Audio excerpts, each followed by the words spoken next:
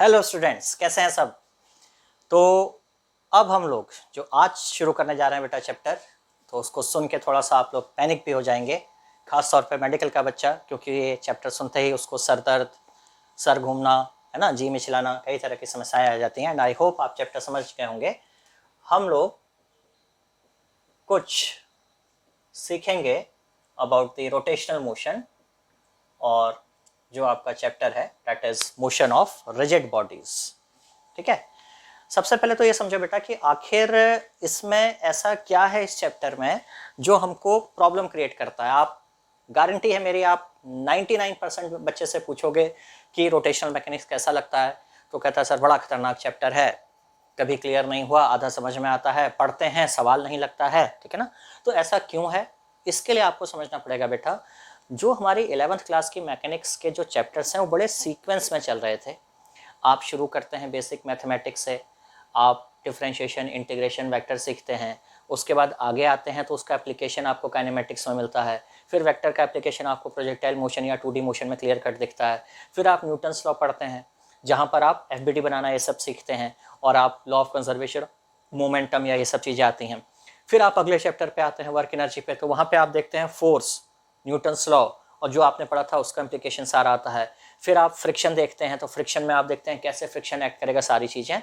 और फिर आप आते हैं कोलिजन पे, इम्पल्स मोमेंटम थ्योरम पे। तो बेसिकली रोटेशनल मोशन में होता क्या है कि आपने अब तक जितना पढ़ा होता है तकरीबन हर चीज़ का यूज़ करते हैं, और क्योंकि कहीं ना कहीं पे हमारी गलती रही होती है कि हम चीज़ों को अच्छे से नहीं समझे बिना डायरेक्ट जंप करते हैं, इसलिए हमको इशू आता है। ठीक है ना, तो सबसे पहले तो आपको ये समझना पड़ेगा बेटा कि अगर आप रोटेशन मोशन में अच्छे से कॉन्फिडेंस लाना चाहते हो तो आपको FBD, आपको फ्रिक्शन वाला लेक्चर फिर से जाना पड़ेगा, देखना पड़ेगा। आपको वर्क एनर्जी थ्योरम वाले जो चैप्टर हैं, जो 4 लेक्चर डाले हुए हैं, उनको आपको बहुत ही अच्छे से देखना पड़ेगा। ठीक है ना, अब जैसा मैंने आपको 2 लेक्चर पहले एक सो कॉल्ड कह लीजिए मोटिवेशनल लेक्चर या एक प्रिपरेशन बेस्ड जो आपको लेक्चर दिया था, जिसमें मैंने बताया था कि कैसे हमको पढ़ना है, तो आप हमेशा ध्यान रखो बेटा कैसे पढ़ना है। हमारी अप्रोच क्या है, आउटसाइड इनसाइड वाली। ठीक है ना, और ये आउटसाइड इनसाइड अप्रोच मैंने बहुत पहले जब छोटा था मैं, तो मेरे दादाजी या कौन मुझे कहानी सुनाते थे कि चंद्रगुप्त एक बार लड़ाई हार गए थे, तो वो जंगल में कहीं पे कुटिया मिली, तो बूढ़ी दादी के यहाँ पे कुछ खिचड़ी खा रहे थे और उन्होंने सीधे खिचड़ी के बीच में हाथ डाल दिया, तो हाथ जल गया। तो बुढ़िया बोली कि तूने भी वही गलती कर दी बेटा जो चंद्रगुप्त ने करी। तो चंद्रगुप्त बोला भाई मैंने क्या गलती कर दी, मतलब चंद्रगुप्त ने ऐसी क्या गलती करी अम्मा। बोली उसने सीधे मगध के बीच में आक्रमण कर दिया, उसे किनारे से एक एक करके लड़ाई लड़ते हुए आना चाहिए था। तो वही हम भी करेंगे। हम क्या करेंगे बेटा, हम आउटसाइड इनसाइड, बाहर से काटते काटते काटते काटते आखिर क्या छोटे छोटे जो ब्रिक्स हैं, आखिर क्या क्या ब्रिक्स हैं इस चैप्टर के। तो जब आप इस चैप्टर के ब्रिक्स देखेंगे तो सबसे पहला आपको समझना पड़ेगा सेंटर ऑफ मास। ठीक है ना, आपको समझना पड़ेगा जो टाइप्स ऑफ मोशन है, यानी कि आपको ट्रांसलेशन, रोटेशन, सर्कुलर मोशन, और रोटेशन में भी प्योर रोटेशन और मिक्स्ड रोटेशन, इन सब का क्लियर कट आइडिया होना जरूरी होगा। देन आपको कुछ पैरामीटर्स जैसे कि एंगुलर वेलोसिटी, एंगुलर एक्सेलेरेशन, इनकी नॉलेज होना मस्ट है। देन आपको टॉर्क, एक जो टॉपिक हमारा आएगा टॉर्क की नॉलेज मस्ट है। देन एक क्वांटिटी आएगी मोमेंट ऑफ इनर्शिया, इसकी नॉलेज मस्ट है। ठीक है ना, तो ये 4-5 चीजें आपको समझनी पड़ेंगी। देन इसके बाद आपको एनर्जी पर्सपेक्टिव से काइनेटिक एनर्जी को आपको समझना पड़ेगा, what is rotational kinetic energy and what is translational kinetic energy. तो अगर आप ये बेसिक एस्पेक्ट सीखते हैं तो आप देखेंगे रोटेशन आपके लिए क्लियर हो जाता है। फिर आपको देखना पड़ता है कि प्रॉब्लम्स किस तरह की आती हैं। ठीक है ना, तो प्रॉब्लम्स आती हैं एक प्योर रोटेशन बेस्ड, ठीक है ना, एक तो जो आप पढ़ रहे हैं सेंटर ऑफ मास पढ़ा तो सेंटर ऑफ मास कैलकुलेट करना, मोमेंट ऑफ इनर्शिया पढ़ा तो मोमेंट ऑफ इनर्शिया कैलकुलेट करना। ठीक है ना, प्योर रोटेशन बेस्ड और mix rotation based. Mix rotation based में भी एक मिसलेनियस प्रॉब्लम कह लीजिए, और एक स्पेशल कैटेगरी हो जाती है जिसे आप बोलते हैं रोलिंग। रोलिंग सबसे इंपॉर्टेंट पार्ट निकल कर आता है, क्योंकि आप मान के चलिए आपका 50% चैप्टर आप कह सकते हैं that is based upon rolling only. ठीक है ना, तो इस तरह से सबसे पहले तो क्या करना होता है बेटा, हमको ये समझना होता है कि आंख बंद करने का जो मैंने आपको रूल बताया था, सबसे पहले आप आंख बंद करिए, रोटेशन में आपको क्या क्या चीजें आनी चाहिए, क्या आप खुद से पूछिए, क्या मुझे सेंटर ऑफ मास समझ में आता है, क्या मेरे को omega angular velocity, angular acceleration और टॉर्क का कॉन्सेप्ट समझ में आता है, क्या मैं मोमेंट ऑफ इनर्शिया का मतलब समझता हूँ, क्या मैं एक्चुअल में ट्रांसलेशन, रोटेशन, सर्कुलर मोशन का डिफरेंस समझता हूँ, क्या मैं ये जानता हूँ what is the difference between pure rotation and mix type of rotation, और क्या मैं रोलिंग समझता हूँ, जहां पे भी रोलिंग वर्ड आएगा वहां पे एक वर्ड आप और सीख सकते हैं, दैट इज टॉपलिंग, लुढ़कना। तो आपको समझना पड़ेगा क्या आप रोलिंग या टॉपलिंग समझते हैं, क्या रोलिंग और रोटेशन एक चीज है, क्या रोलिंग और टॉपलिंग एक ही चीजें हैं। तो ये सब चीजें जब आप समझते हैं, सोचते हैं, आप इनका जवाब दे पाते हैं, तो इसका मतलब आपका कॉन्सेप्ट क्लियर है और तब हम क्वेश्चन पे अप्रोच कर सकते हैं। तो आज का जो हमारा लेक्चर बेस होगा बेटा, वो बेसिकली होगा, आज हम देखेंगे सारा फोकस किस पे, सेंटर ऑफ मास पर, क्या उसका फिजिकल सिग्निफिकेंस है, और मैथमेटिकल पार्ट, कैसे डिफरेंट डिफरेंट सिचुएशंस में हमको सेंटर ऑफ मास निकालना है। हालांकि यहाँ पे आपको ध्यान रखना पड़ेगा, अगर मैं कंपटीशन की तैयारी कर रहा हूँ तो मोस्ट ऑफ द टाइम मेरे को ऑन द स्पॉट जाके सेंटर ऑफ मास नहीं निकालना है, मुझे ज्यादातर जो कॉमन फिगर्स हैं उनके सेंटर ऑफ मास को याद रखना पड़ेगा, तब मैं एग्जाम में अपना क्वेश्चन अच्छे से कर पाऊंगा, ठीक है ना। तो let's start with centre of mass first of all. So coming to centre of mass first of all, ठीक है ना। देखिए, इससे पहले क्या था, टिल वर्क एनर्जी चैप्टर हम लोग जो पढ़ते थे वो हमारी एक होती थी कैसी object, point object.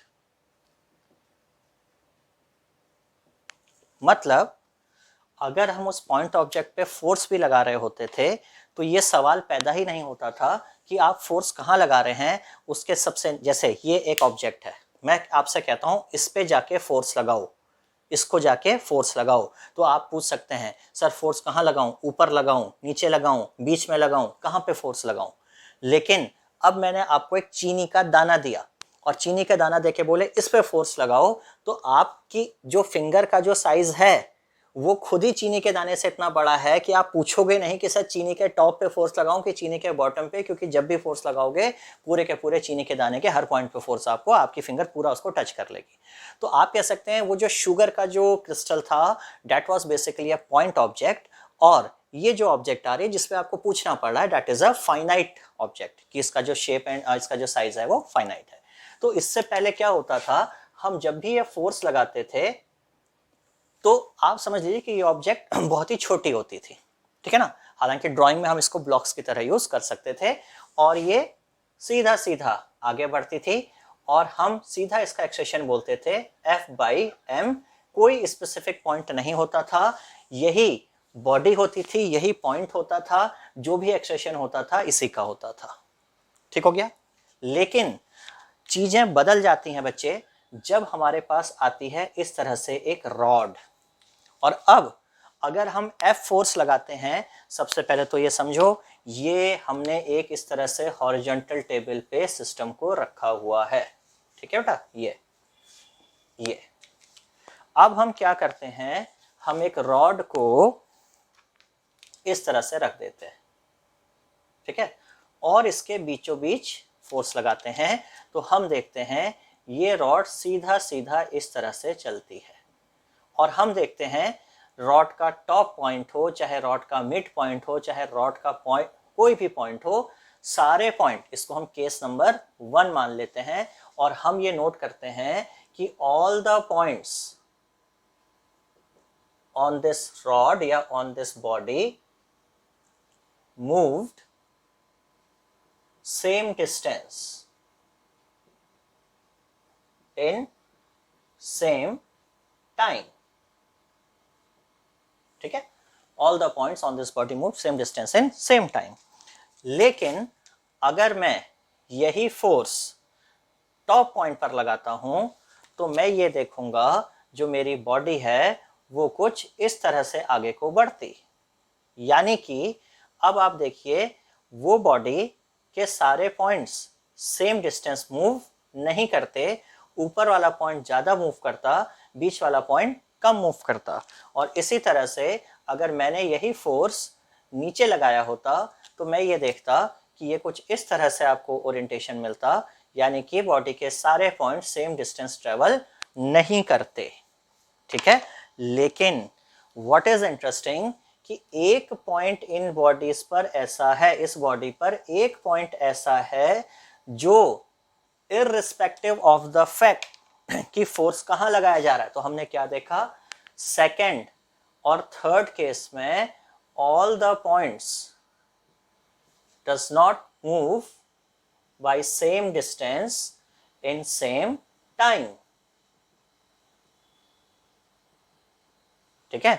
But in all the cases अगर हम ध्यान से देखें तो we can find a point जिसके लिए distance travelled is same in all the three cases, समझे। तो ये जो पॉइंट है जो इररिस्पेक्टिव ऑफ द फैक्ट कि फोर्स कहां लग रहा है, लेकिन हमेशा सेम डिस्टेंस चल रहा है, और इस पॉइंट का अगर आप एक्सप्रेशन निकालेंगे तो वो हमेशा F by m F by m F by m आएगा। बाकी अगर आप इस पॉइंट को देखेंगे, ए पॉइंट का एक्सेलरेशन तीनों केस में, तो आप ऐसे समझ सकते हैं एक्सेलरेशन ऑफ पॉइंट ए, ठीक है ना। A1, A2, A3 तीनों केस में सेम नहीं आ रहे हैं, बट अगर इस पॉइंट को हम C लिख देते हैं तो एक्सेलरेशन ऑफ पॉइंट C तीनों केसेस में सेम आ रहा है। यानी कि एक पॉइंट ऐसा है बॉडी में जो आप कहीं भी फोर्स लगाइए, अगर आप फोर्स F लगा रहे हैं तो उस पॉइंट का expression bar bar F by m F by m F by m आएगा। और अगर ऐसा पॉइंट आप ढूंढ ले जाते हैं तो गर्व से कहिए हम किसकी बात कर रहे हैं, हम सेंटर ऑफ मास की बात कर रहे हैं, ठीक। पहली डेफिनेशन कह लीजिए, या पहला एक ओवरव्यू हमको मिला किसका, सेंटर ऑफ मास का, कि बॉडी पे, पहले हिंदी में समझ लेते हैं फिर इसको इंग्लिश में बना लेंगे। बॉडी पे मौजूद एक ऐसा पॉइंट जिसको इस बात से कोई फर्क नहीं पड़ता कि उस बॉडी पे गिवन F फोर्स कहां लग रहा है, वो हर बार उस पॉइंट का एक्सप्रेशन F by m आएगा, that is called as centre of mass. Now just we will translate it in English. The point on a body such that if F force is applied, its expression is F by m irrespective of the fact where the F force is applied or irrespective of the point of application of force, ठीक है ना। तो ये हमको सबसे पहले मिला कि सेंटर ऑफ मास में एक खूबी है। हम क्यों सेंटर ऑफ मास को ढूंढ रहे हैं, सेंटर ऑफ मास को पढ़ रहे हैं, क्योंकि ये बाकी पॉइंट की तरह दगाबाज नहीं है, ये बाकी पॉइंट्स की तरह धोखेबाज नहीं है, ये हमेशा अपना स्टेटस सेम रहता है, तो इसको डील करना रिलेटिवली आसान है। बाकी लोग बदल जा रहे हैं बेटा, ये दल बदलू है, आज कांग्रेस में कल भाजपा में, कभी आगे कभी पीछे, बट ये जो हमारा सेंटर ऑफ मास वाला पॉइंट है ये एक समान है। पैदा हुआ कांग्रेस के साथ, मरेगा भी कांग्रेस के साथ, या कह रहा है मैं अगर पैदा हुआ भाजपा के साथ तो मरूंगा भी किसके, भाजपा के साथ। इसको किसी से कोई मतलब नहीं। तो हमको इस पॉइंट में इंटरेस्ट है क्योंकि ये बार बार अपना नेचर बदलता नहीं है कि F कहां पर लग रहा है, तो इसको बोलते हैं सेंटर ऑफ मास, ठीक है बेटा, इतना नोट करिए। अब हम आगे बढ़ते हैं। अब देखो बेटा, नेक्स्ट हमको समझना होता है motion of a point mass और motion of a finite size body में किस तरह का डिफरेंस है। तो हमने बोला पॉइंट मास पे जब भी चलेगा वो सीधा सीधा चलेगा, तो पॉइंट मास पे क्योंकि एक ही पॉइंट है तो ये स्ट्रेट चलता है। इस तरह के मोशन को बोलते हैं ट्रांसलेशन, ठीक है। ये पॉइंट मास को आप हवा में फेंकोगे इस तरह से आ सकता था, ये भी क्या होता, ट्रांसलेशन। सीधा सीधा चल रहा है तो रेक्टिलिनियर, घूम के चल रहा है तो curvilinear. But you have to remember in all the cases a point mass can show only translation, ठीक है। In fact point mass के मोशन को कई बार हम ट्रांसलेशन बोलते ही नहीं है, क्योंकि हमको देखो कोई भी चीज का एक नाम तब दिया जाता है जब कोई दूसरी चीज हो। तो यहाँ पर अभी तक हम ये सोच ही नहीं सकते थे कि बॉडी पे दूसरा पॉइंट भी है, इसलिए हम शायद इसको ट्रांसलेशन बोलते भी नहीं, ठीक है ना। ट्रांसलेशन का बेटर कॉन्सेप्ट तब समझ में आता है जब हम फाइनाइट साइज की बॉडी को डील करते हैं, क्योंकि यहाँ पे हमारे पास दो ऑप्शंस आते हैं, या तो बॉडी इस तरह से चले, अब देखिए यहां पर क्या हो रहा है, यहां पे वो वाला केस हो रहा है जो पहला केस था, जहां पे मैंने बोला था फोर्स हमने कहां पे लगाया था, सेंटर ऑफ मास वाला केस जो हुआ था, सारे पॉइंट्स एक जैसे चले थे ये, तो यहां पे हर पॉइंट का डिस्टेंस ट्रेवल्ड सेम था, तो इसको आप बोलते हैं ट्रांसलेशन। इसको आप चाहें तो कह सकते हैं प्योर ट्रांसलेशन भी। क्या डेफिनेशन है, distance travelled by the all the particle is same. अच्छा, इस रॉड को आप ऐसे भी हवा में फेंक सकते थे कि ये इस तरीके से रॉड आती। अब क्या होता कि यहाँ पर अगर आप देखेंगे ये पॉइंट इस तरह से कर्व बना रहा है, अगर आप कोई दूसरा पॉइंट देखते हैं तो ये अगर आप यहाँ से आते हैं तो ये भी इस तरह से आ रहा है, but still the paths are parallel, सारे पाथ्स ने सेम डिस्टेंस ट्रेवल करी। This is also translation. यानी ट्रांसलेशन का सही कॉन्सेप्ट समझ में आता है बॉडीज के केस में, तो आप कहते हैं when all the points on a body covers same distance in same time interval, the motion of the body is said to be translatory.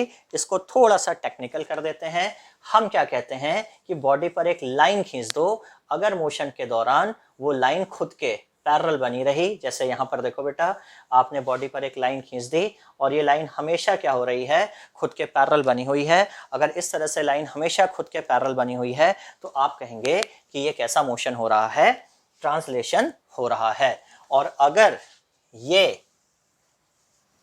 आप बॉडी पर एक लाइन खींच दीजिए और वो लाइन खुद के पैरेलल न रह जाए, यानी कि जैसे अब ये केस है, ये आपकी बॉडी, इस बॉडी पर आपने एक लाइन खींची ये, ठीक है, और आने वाले टाइम में ये बॉडी इस तरह से हो जाती है, तो आपने देखा जो आपकी लाइन है वो भी क्या हो गई, टेढ़ी हो गई। तो आप बोलेंगे ये क्या हो गया, ये हो गया रोटेशन, ठीक है, यहां पे रोटेशन हो गया।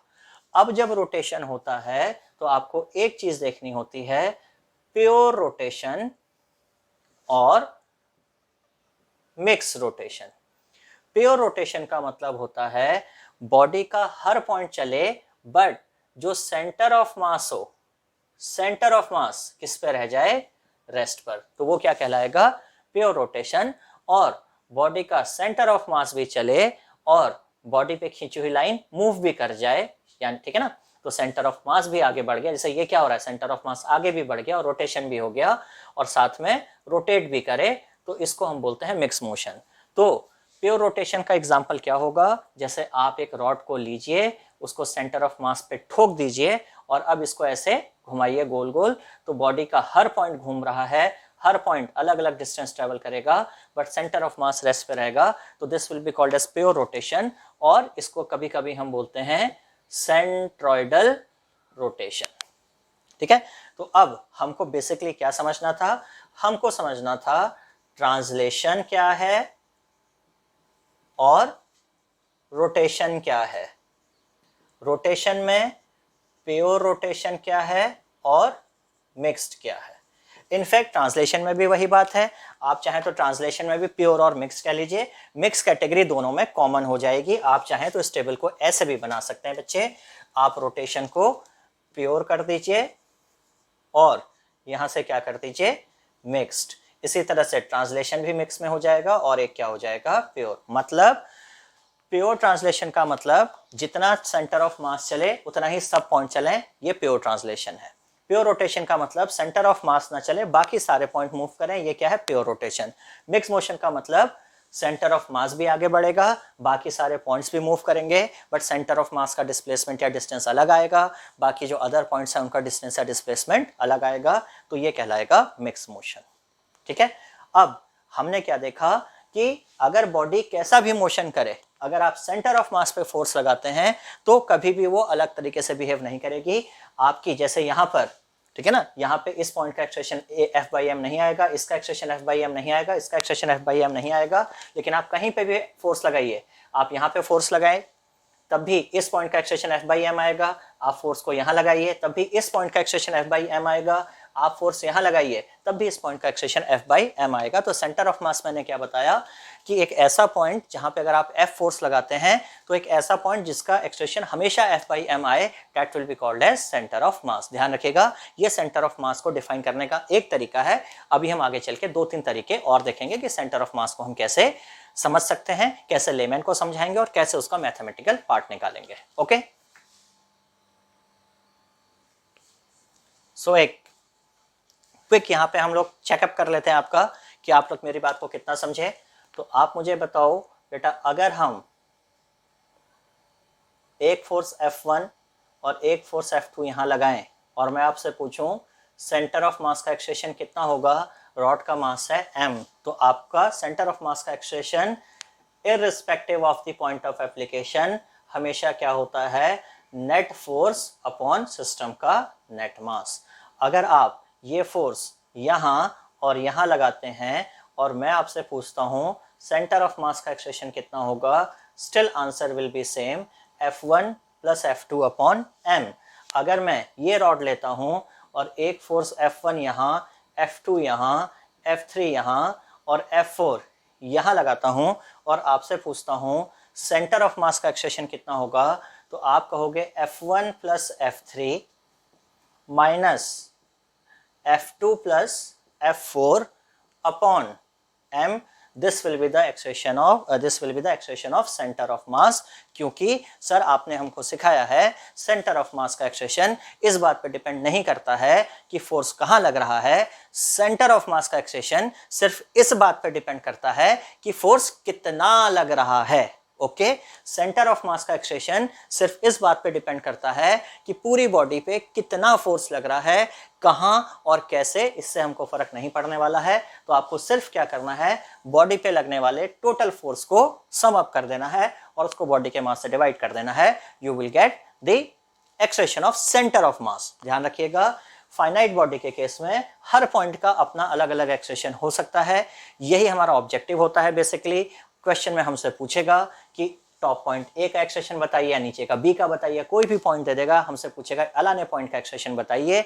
ये हमारा टास्क होता है। आपको हमेशा ध्यान रखना है कि किसी भी फाइनाइट शेप की बॉडी में, फाइनाइट साइज की बॉडी में अगर मैं आपसे पूछूंगा सबसे आसान किस पॉइंट का एक्सप्रेशन निकालना होगा, तो आप कहेंगे सर सबसे आसान निकालना होगा सेंटर ऑफ मास का, क्योंकि ये एक ऐसा पॉइंट है जो दल बदलू नहीं है, जिससे इस बात से कोई फर्क नहीं पड़ता है कि फोर्स कहां लग रहा है। हमको सर टोटल फोर्स जोड़ के उसको मास से डिवाइड कर देना है and what we will get is the expression of centre of mass. ठीक है, प्लीज नोट इट।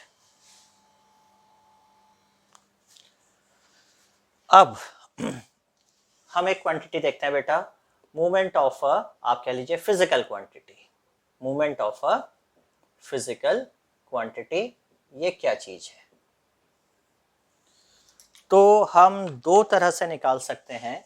एक तो ये मूवमेंट नहीं है बेटा, लोकोमोशन एंड मूवमेंट तुम्हारा बायो वाला नहीं है चलने वाला, दिस इज मूवमेंट, MOMENT। ठीक है ना, जैसे dipole movement, movement of inertia, movement of mass.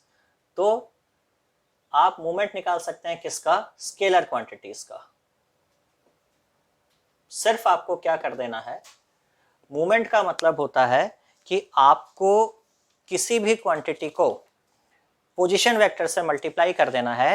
What you will get is movement of that physical quantity. जैसे ये आपका सपोज एक x, y और z कोऑर्डिनेट सिस्टम है और यहाँ पे आपने एक मास रखा m और ये है इसका पोजीशन वेक्टर r।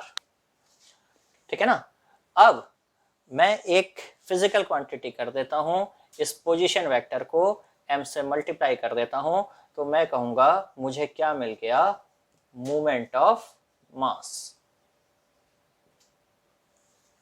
ओके, ये अलग बात है। अब आपको कि सर इससे क्या पता चलता है, इससे क्या होगा, वो सब बात की बात है। बट आपने पोजीशन वेक्टर को स्केलर क्वांटिटी से मल्टीप्लाई कर दिया, तो उस स्केलर क्वांटिटी का आपको क्या मिल जाएगा, मूवमेंट। जैसे अगर आप मूवमेंट को चार्ज से मल्टीप्लाई कर देंगे तो आपको क्या मिल जाएगा, मूवमेंट ऑफ चार्ज। ठीक है, this will B movement of charge. अगर आपके पास दो चार्जेस हैं, एक Q और एक माइनस Q। आप इसका वेक्टर ले लेते हैं R1, इसका पोजीशन वेक्टर ले लेते हैं R2, और आप R1Q में ऐड कर देते हैं R2 माइनस Q। तो प्लस और माइनस Q, क्योंकि ये सिस्टम डाइपोल कहलाता है, तो आपने बेसिकली क्या किया, this is movement of two equal and opposite charge, तो ये डाइपोल कहलाता है सिस्टम। तो ये किसका मूवमेंट हो जाता है, डाइपोल का। तो ये क्या कहलाता है बेटा, डाइपोल मूवमेंट। और आप इसको चाहो तो Q R1 माइनस R2 भी लिख सकते हो। और अगर आप इस वेक्टर को, ठीक है ना, यहां से देखो, ठीक है ना, इसको अगर आप R वेक्टर लिख लो तो आप कह सकते हो R2 plus R vector is equal to R1, और यहां से R1 माइनस R2 वेक्टर आपको मिल जाएगा R, तो इसको आप लिख सकते हो Q R वेक्टर भी। तो यही आपको सिखाया गया होगा कि magnitude of any charge multiplied by the distance is it's dipole moment, और इसका डायरेक्शन कहां से कहां निकल के आ रहा है, नेगेटिव टू पॉजिटिव, ठीक है ना। सो आई होप मूवमेंट का कॉन्सेप्ट आपका क्लियर हुआ होगा। मूवमेंट स्केलर क्वांटिटी का निकालना है तो आपको क्या करना है, आपको पोजीशन वेक्टर से उस पर्टिकुलर फिजिकल क्वांटिटी को मल्टीप्लाई कर देना है, नॉर्मल वाला मल्टीप्लिकेशन जो हमने थर्ड और फोर्थ क्लास में पढ़ा था, and we will get the movement. एक मास का मूवमेंट है तो मूवमेंट ऑफ वन मास, दो मास का मूवमेंट है तो मूवमेंट ऑफ टू मास, एक चार्ज का मूवमेंट है तो मूवमेंट ऑफ वन चार्ज, दो चार्ज का मूवमेंट है तो movement of system of charge. क्योंकि इस सिस्टम ऑफ चार्ज का स्पेशल नेम था डाइपोल, तो इसलिए इसको हमने यहां पर क्या बोल दिया, डाइपोल मूवमेंट, और कोई स्पेशल रीजन नहीं है, ठीक है। अब सेकंड होता है बेटा movement of a vector quantity, ठीक है ना। जैसे movement of a scalar quantity है, वैसे ही हम क्या निकालते हैं, movement of a vector quantity, और तरीका लगभग सेम ही है। बस वेक्टर क्वांटिटी का मूवमेंट निकालने के लिए नॉर्मल मल्टीप्लिकेशन न करके आपको क्रॉस प्रोडक्ट ले लेना है उस फिजिकल क्वांटिटी के साथ, ठीक है। यानी कि उस पर्टिकुलर क्वांटिटी का, जैसे ये है, आपने मान लीजिए यहां पे लगाया कोई फोर्स F, और ये है पॉइंट जिसके अबाउट आप मूवमेंट देख रहे हैं। Movement is always calculated about a point. जैसे यहाँ पे हमने कैलकुलेट किया मास का मूवमेंट अबाउट दिस ओरिजिन, तो this is movement of mass about origin, ठीक है ना। ये तो इसका मतलब अगर आप मास को ओरिजिन पे रख दोगे या अपना सिस्टम ही यहाँ उठा के ले आओ, तो मूवमेंट ऑफ मास कितना हो जाएगा, जीरो, क्योंकि तब आर वेक्टर आपका जीरो हो जाएगा। तो ये आर वेक्टर है, ये एफ वेक्टर है, तो आर और क्रॉस वेक्टर बेसिकली ये है movement of force, movement of force, समझ गए। लेकिन इसका एक स्पेशल नाम हम लोग रखते हैं जो कि आपको बड़ा परेशान करता है, दैट इज टॉर्क। तो टॉर्क क्या बन जाता है, आर क्रॉस एफ, और अगर इनके बीच का एंगल थीटा है तो ये हो जाता है आर एफ साइन थीटा। तो ध्यान रखना पड़ेगा मूवमेंट ऑफ फोर्स कितना आएगा, ठीक है ना, ये डिपेंड करेगा कि आप किस पॉइंट के about movement of that particular quantity निकाल रहे हैं। जैसे अगर आप मूवमेंट ऑफ फोर्स इस लाइन के अबाउट निकालें, जैसे यहां से फिर सोचिए कि ये फोर्स है, और इस बार आपने अपना जो कोऑर्डिनेट सिस्टम है वो ये बना लिया, तो इस बार क्या हो जाएगा बच्चे, इस बार आपका आर वेक्टर और एफ वेक्टर पैरेलल हो जाएंगे, तो आपका आर क्रॉस एफ कितना हो जाएगा, जीरो हो जाएगा। यानी फोर्स उतना ही है, बट मूवमेंट ऑफ फोर्स या मूवमेंट ऑफ कोई भी वेक्टर क्वांटिटी इस बात पे डिपेंड करेगी कि आपका रेफरेंस पॉइंट कहाँ है, किस पॉइंट के अबाउट आप निकाल रहे हैं। चाहे वो स्केलर क्वांटिटी हो, movement about origin will be R into M, but अगर आप इस मास को उठा के यहां रख देंगे तो इसका मूवमेंट ऑफ मास जीरो हो जाएगा, क्योंकि आर विल बी जीरो, ठीक है ना। लेकिन स्केलर क्वांटिटी में अगर आप ओरिजिन को यहां पे भी कर देंगे तो भी movement of mass non zero आएगा, लेकिन वेक्टर क्वांटिटी में आपने यहां कर दिया तो मूवमेंट ऑफ मास कितना हो जाएगा, zero. That means scalar quantity का मूवमेंट जीरो तभी हो सकता है जब, अगर वो क्वांटिटी है, जिंदा है, वो जीरो नहीं है, तो स्केलर क्वांटिटी का मूवमेंट तभी जीरो होगा जबकि आर जीरो होगा। बट वेक्टर क्वांटिटी का मूवमेंट दो कंडीशन में जीरो हो सकता है, या तो आर जीरो हो जाए या आर उस फिजिकल क्वांटिटी के पैरेलल हो जाए, ठीक है। ये दो पॉइंट फिर आप ढंग से नोट कर लीजिएगा, मैं धीरे बोल रहा हूं। स्केलर क्वांटिटी का मूवमेंट जीरो तभी होगा जब आर जीरो हो जाएगा, लेकिन वेक्टर क्वांटिटी का मूवमेंट दो तरह से जीरो हो सकता है। फिर से देख लीजिए आप, या तो आर ही जीरो हो जाए, जैसे आपने यहां पे इस पॉइंट पे कोई फोर्स लग रहा है F, और आपने यहीं पे कहा हम तो भैया इसी पॉइंट के अबाउट मूवमेंट देखेंगे, तो यहाँ पे आर जनरेट ही नहीं हुआ, यहाँ पे आर वेक्टर का जो मैग्नीट्यूड है वही जीरो हो गया, तो यहाँ पे जो टॉर्क आएगा वो जीरो हो जाएगा, क्योंकि मूवमेंट ऑफ फोर्स को टॉर्क बोलते हैं। लेकिन आप इस चीज को समझिए, इस पॉइंट पे फोर्स लग रहा होता और अगर आप अपना ओरिजिन यहाँ पे भी रख देते हैं, आर जीरो नहीं हो रहा है, लेकिन क्योंकि थीटा जीरो हो गया, तब भी टॉर्क क्या हो जाएगा, जीरो हो जाएगा। यानी मूवमेंट वेक्टर क्वांटिटी का जीरो हो सकता है अगर आपका आर और वो फिजिकल क्वांटिटी आपस में क्या हो जाए, पैरेलल हो जाए। ठीक है, तो आई होप मूवमेंट का कॉन्सेप्ट क्लियर हुआ होगा। अब हम वापस आएंगे मूवमेंट ऑफ मास पर।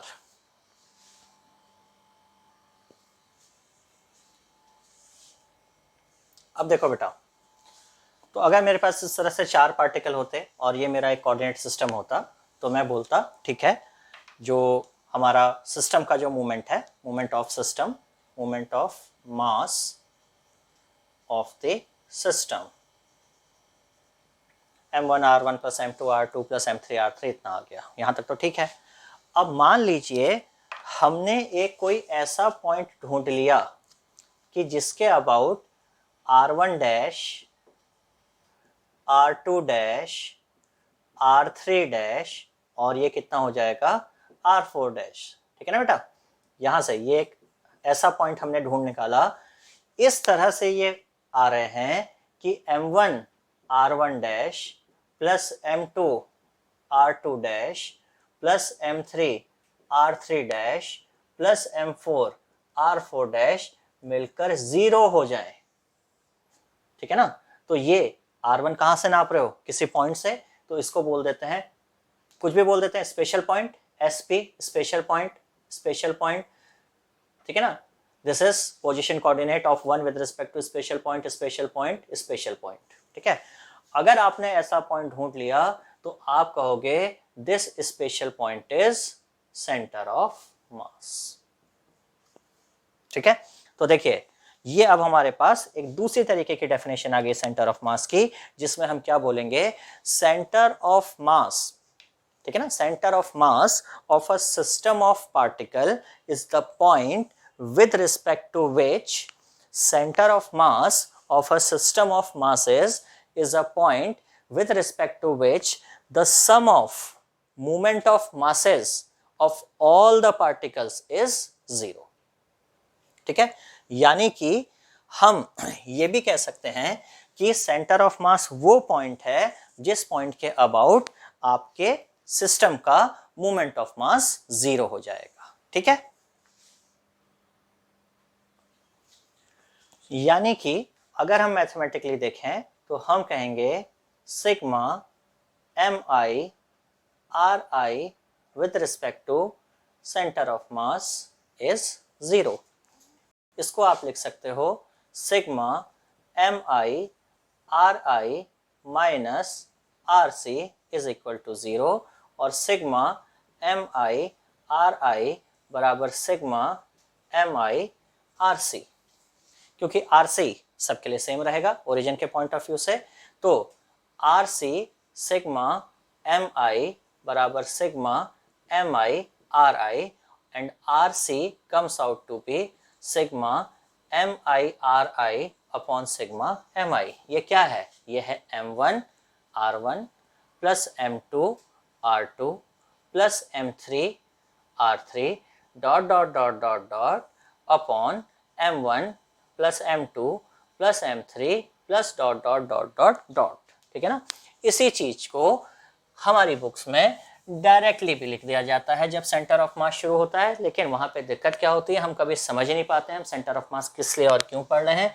तो हमारे चैप्टर की शुरुआत यहाँ से होती है कि किसी भी सिस्टम ऑफ पार्टिकल है आपके पास m1 m2 m3 m4, ये आपका कोऑर्डिनेट सिस्टम है, ये r1 है, ये r2 है, ये r3 है और ये r4 है। तो हमको सिखा दिया जाता है कि सेंटर ऑफ मास क्या होता है, m1 r1 plus m2 r2 plus m4 r4 upon m1 plus m2 plus m3 plus m4। क्योंकि RCOM को आप लिख सकते हैं xi plus y j plus z k COM, तो आप यहाँ से कर लेते हैं XCOM is sigma mi xi upon sigma M I, Y C M को हम कर लेते हैं sigma M I Y I upon sigma M I, और जेड सी एम को हम कर लेते हैं sigma M Z sigma M I Z I upon sigma M I, यानी कि एक्स सेंटर ऑफ मास निकालना है तो मोमेंट में आर वेक्टर की बजाय एक्स एक्सिस का पोजीशन वेक्टर ले लीजिए, वाई एक्सिस का सेंटर ऑफ मास निकालना है तो वाई कोऑर्डिनेट ले लीजिए, जेड एक्सिस का निकालना है तो जेड, और फाइनली आपका X C O M Y C O M Z C O M मिल जाएगा। तो कॉमा कॉमा करके लिख देंगे तो you will get the centre of mass of the system in coordinate system के I plus J plus K form पर। ठीक है ना बेटा, तो ये है सेंटर ऑफ मास। अब देखिए अभी तक हमने दो सेंटर ऑफ मास के तरीके देख लिए। पहला, एक फाइनाइट बॉडी लीजिए, उसके अलग अलग पॉइंट पे फोर्स लगाइए, एक पॉइंट ऐसा होगा जिसका एक्सप्रेशन हमेशा नेट फोर्स अपॉन मास आएगा, वो सेंटर ऑफ मास होगा। दूसरा, हमने देखा कि हमारे पास एक पार्टिकल्स का सिस्टम है या हमारे पास कोई बॉडी है, एक ऐसा पॉइंट जिसके अबाउट अगर आप सिस्टम का मोमेंट ऑफ मास निकालें तो वो जीरो हो जाए, तो आप कहेंगे कि वो पॉइंट क्या है, सेंटर ऑफ मास। और अब हमारे पास सेंटर ऑफ मास का एक मैथमेटिकल फॉर्मूला है कि सेंटर ऑफ मास सिस्टम का कैसे निकालना है। Sigma m1 r1 m2 r2 करके निकालना है। एक्स वाला निकालना है तो mi xy कर दीजिए, वाई निकालना है तो mi y कोऑर्डिनेट कर दीजिए, जेड निकालना है तो मास को आप सिर्फ जेड कोऑर्डिनेट से मल्टीप्लाई कर दीजिए। ठीक है। नाउ जब हम पर्टिकुलर प्रॉब्लम पार्ट पे आएंगे कि किस तरीके से हमको सेंटर ऑफ मास कैलकुलेट करना है, तो तीन तरह की प्रॉब्लम हमारे पास आती है बेटा। एक जहां पे हम दो पार्टिकल का सेंटर ऑफ मास कैलकुलेट करते हैं, एक जहां पर हम पूरे एक सिस्टम होगा, दो से ज्यादा होंगे, 3 4 5 6, it may be 4 5 6, house over is the number of particle, it doesn't matter, जहां पे हम सिस्टम ऑफ पार्टिकल का सेंटर ऑफ मास निकालेंगे। And third problem will be जहां पे हम कंटिन्यूअस बॉडीज का सेंटर ऑफ मास निकालने की कोशिश करेंगे। सेंटर ऑफ मास का एक प्रैक्टिकल पैटर्न ये भी है कि आप कह सकते हैं बॉडी पे वो पॉइंट जहां पे आप उस बॉडी को एक पिन पे बैलेंस कर सकें, that you can also called as centre of mass. ठीक है ना। अब देखो बेटा, टू पार्टिकल सिस्टम के लिए, ठीक है ना, for a two particle system हम कोशिश करते हैं कि हम सेंटर ऑफ मास निकालें। तो अब देखिए, हमने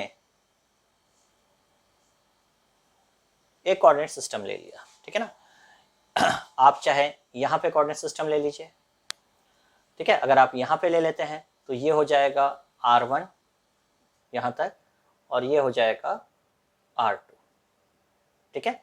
और ये डिस्टेंस आप मान लीजिए कितनी है, l, ठीक है।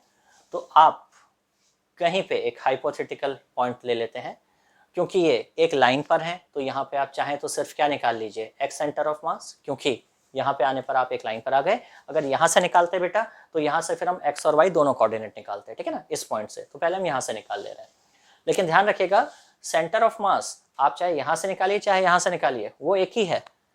तो सेंटर ऑफ मास की location does not depend upon choice of frame, but the coordinates of centre of mass depends upon choice of reference frame. Clear हुआ कि नहीं। देखिए स्पेस में ये सेंटर ऑफ मास है तो क्लियर है, तो इस पॉइंट की लोकेशन नहीं बदल रही है, बट इस पॉइंट के कोऑर्डिनेट क्या होंगे, यहां से नापोगे तो 0 होगा, यहां से नापोगे तो सिर्फ x होगा, यहां से नापोगे तो x और y होगा, और यहां से नापोगे तो x भी होगा, ठीक है ना, y भी होगा और z भी होगा, ठीक है। तो सेंटर ऑफ मास तो फिक्स है, तो यहाँ से अगर आप हम इस कोऑर्डिनेट फ्रेम को ले रहे हैं, इसलिए इसको मैं मिटा दे रहा हूँ, ठीक है ना, सिंप्लिसिटी के लिए। तो यहां से हम नाप ले रहे हैं ये इस कोऑर्डिनेट फ्रेम से। तो x सेंटर ऑफ मास क्या हो जाएगा, m1 into r1 plus m2 into r2, है ना, यहां से अपॉन m1 प्लस m2। ठीक। अब अगर ये हमारा r वेक्टर हो जाता है और मैं m1 से नापूं, तो अब मैं क्या नाप रहा हूं, सेंटर ऑफ मास की पोजीशन कहां से, फ्रॉम m1। तो मैं क्या करूंगा, मैं r में से r1 को माइनस कर दूंगा, ठीक है ना, या आप कह लीजिए x में से x1 को माइनस कर दूंगा, ठीक है ना। तो x आपने कितना निकाला है, यहां से आपने निकाला m1 r1 plus m2 r2 upon m1 plus m2 minus आप क्या कर देंगे x1, ठीक है। और यहाँ r1 की जगह मैं क्या कर दे रहा हूं, x1 और x2, क्योंकि हम एक्स एक्सिस पे डील कर रहे हैं तो मैं इसको x1 और x2 कर दे रहा हूँ। अब यहाँ से क्या आ जाएगा, m1 x1 हो जाएगा कैंसिल, ठीक है ना, और x माइनस x1 आपको क्या दे देगा, इसको कैलकुलेट कर लेते हैं। तो ये आपका आ जाएगा m1 x1 plus m2 x2 minus m1 x1 minus m2 x1 upon m1 plus m2। m1 x1 cut जाएगा और ये आ जाएगा m2 x2 minus x1 upon m1 plus m2। अब x2 माइनस x1 क्या है, L, तो इसका मतलब सेंटर ऑफ मास की पोजीशन फ्रॉम मास 1 कितनी आपको आ जा रही है, m2 L upon m1 plus m2। और अगर आप यहाँ से निकालते तो मैं डायरेक्ट आपको बता दे रहा हूँ, m2 से निकालते तो वो आ जाती m1 L upon m1 plus m2। तो यहाँ से हमको समझना क्या है, इस चीज़ को आप समझिए।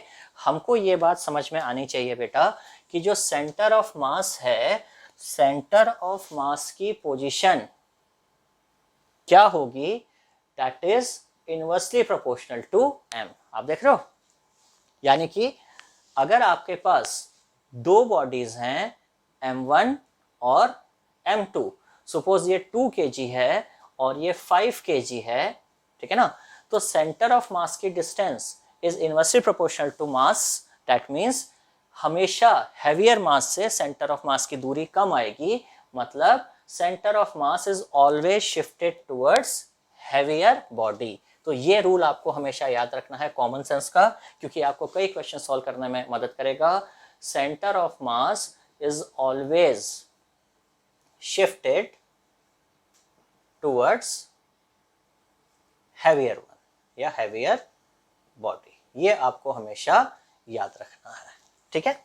अब एक चीज और समझिए कि यहां तो हमने उस पॉइंट से निकाला, अगर हम डायरेक्टली सेंटर ऑफ मास निकालते हैं, अगर हम एक m1 पर ही ओरिजिन को खड़ा कर देते हैं, तो देखिए सेंटर ऑफ मास m1 से अगर आप निकालना चाहते हैं तो क्या करते, m1 into 0 plus m2 into L upon m1 plus m2, और ये डायरेक्ट आपको आंसर दे देता इतना, ठीक है ना।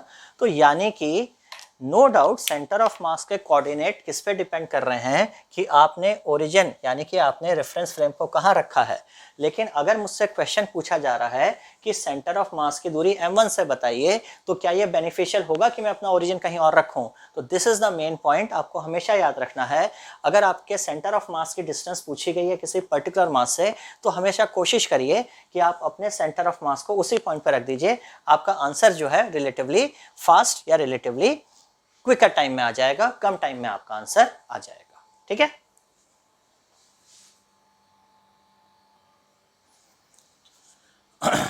अब इसको देखते हैं बेटा, ठीक है ना।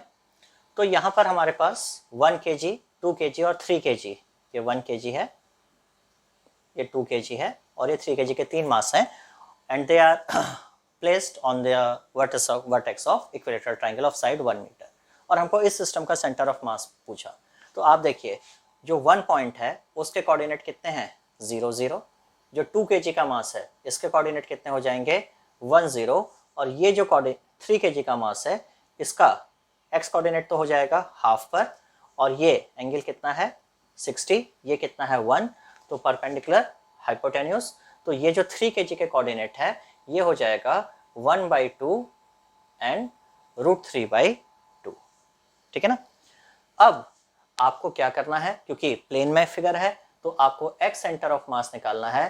तो 1 kg into 0 plus 2 kg into 1 plus 3 kg into 1/2 upon 1 plus 2 plus 3 कर लीजिए, और आपका जो आ जाएगा एक्स सेंटर ऑफ मास आ जाएगा।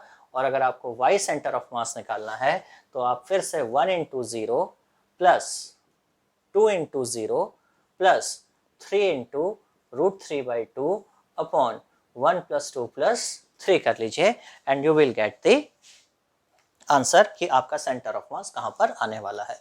तो इस तरह से आप देखेंगे दो बॉडी के सिस्टम के लिए या मल्टीपल पॉइंट सिस्टम के लिए हमको सेंटर ऑफ मास निकालने में कोई इशू नहीं है, हमको बार बार बस ऐड करते जाना है, कैलकुलेशन करते जानी है, उसमें कुछ भी हम नया काम नहीं करेंगे।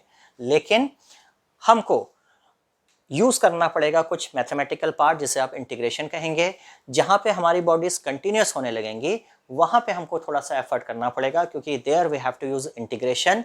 लेकिन उसमें भी क्या है बेटा, हमको सारी बॉडीज में इंटीग्रेशन नहीं करना होता है, हमको करने के बाद रिजल्ट याद रख लेना होता है, ठीक है ना। और एक बार हम रिजल्ट याद रख लेंगे तो उसको हमको डिफरेंट सिचुएशंस में बस यूज करना रहता है। तो अभी हम लोग नेक्स्ट लेक्चर में जो हम देखेंगे वो अब हम ये देखेंगे कि किस तरह से कंटिन्यूस बॉडी के केसेस में हम लोग सेंटर ऑफ मास निकालेंगे और किस तरह के क्वेश्चंस हमारे जो एग्जाम में है वो आते हैं, क्योंकि मैक्सिमम जो मोमेंट जो सेंटर ऑफ मास के क्वेश्चंस होंगे वो आपके आएंगे कह लीजिए कंटिन्यूस मास डिस्ट्रीब्यूशन से। और उसके बाद हम लोग प्रोसीड करेंगे the motion of centre of mass in various situation, कि किस तरीके से सेंटर ऑफ मास के मोशन को एनालाइज करना है, ठीक है ना। तो होप आपको ये लेक्चर पसंद आया होगा, इसको एक बार फिर से देख लीजिएगा चाहे फास्ट फॉरवर्ड करके, और सबसे इंपॉर्टेंट चीज सेंटर ऑफ मास के कॉन्सेप्ट को समझने की कोशिश कीजिए कि सेंटर ऑफ मास क्या है और मूवमेंट ऑफ मास क्या चीज है, ठीक है। सो हम नेक्स्ट लेक्चर में मिलेंगे with how to calculate the centre of mass of continuous bodies. Thank you.